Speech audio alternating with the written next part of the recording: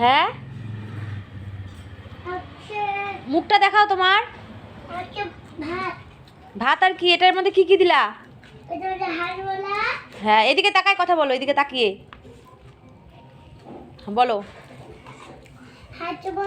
হুম, আর হলো পেঁয়াজ, হ্যাঁ রসুন, হ্যাঁ, আর হলো পেঁয়াজ, রসুন, হাজমোলা, আদা, আলু, লঙ্কা আর কি? পাঁপড়।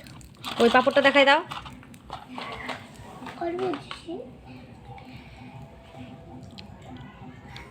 কখন হবে রান্নাটা?